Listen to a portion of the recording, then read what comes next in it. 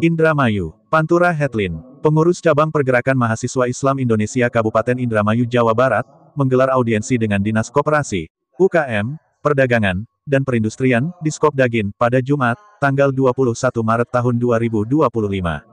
Dalam pertemuan ini, PCPMII Indramayu menyoroti kebijakan terkait Peraturan Daerah Perda Nomor 5 Tahun 2024 yang dinilai kurang berpihak pada ekonomi kerakyatan serta berpotensi menguntungkan oligarki dan minimarket besar.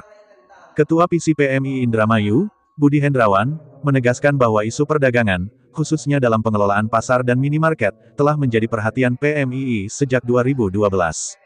Menurutnya, para alumni PMII turut andil dalam penyusunan Perda Nomor 7 Tahun 2011, yang kemudian direvisi menjadi Perda Nomor 4 Tahun 2014.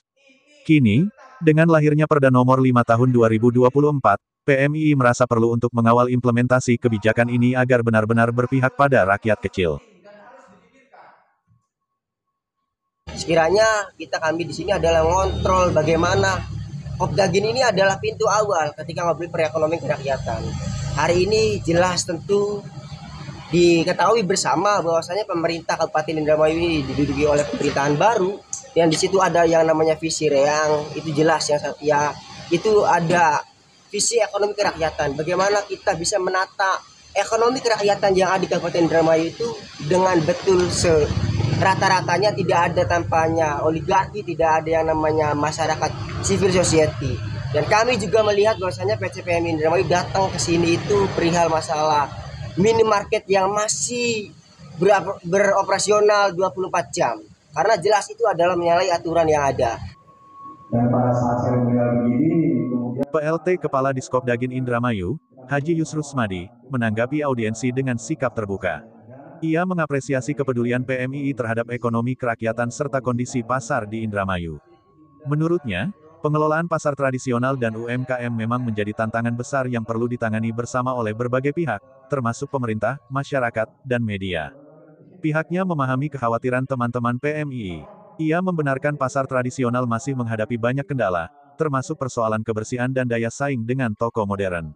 Namun, di sisi lain, UMKM juga harus meningkatkan mutu dan kualitas produk agar bisa bersaing. Banyak masyarakat lebih memilih produk dari toko modern karena kemasan dan standar kebersihannya lebih baik. Ia juga menegaskan bahwa pihaknya akan turun langsung ke lapangan untuk meninjau kondisi pasar dan memastikan regulasi diterapkan dengan adil. Kedepan, Diskopdagin akan meningkatkan pembinaan terhadap UMKM agar produk mereka memiliki standar yang lebih baik, termasuk sertifikasi halal dan nomor izin berusaha (NIB). Kami berharap ada sinergi dari semua pihak, termasuk PMII, untuk bersama-sama membangun ekonomi Indramayu yang lebih sejahtera. Pria yang sebelumnya menjabat sebagai camat arahan dan baru 4 hari menakodai Diskopdagin menuturkan audiensi ini menjadi momentum bagi PCPMII Indramayu untuk mengawal kebijakan ekonomi daerah agar tetap berpihak pada masyarakat kecil. Dengan adanya dialog terbuka seperti ini, diharapkan regulasi yang diterapkan dapat lebih adil dan memberikan manfaat nyata bagi UMKM serta pasar tradisional di Indramayu.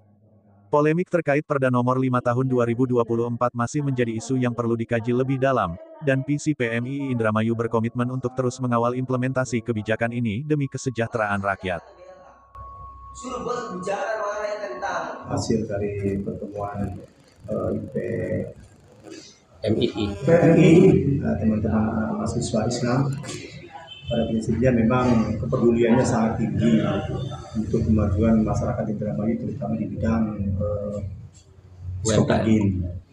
Karena memang yang selama ini melihat kondisi realnya kayak pasar yang mungkin belum terawat dengan baik.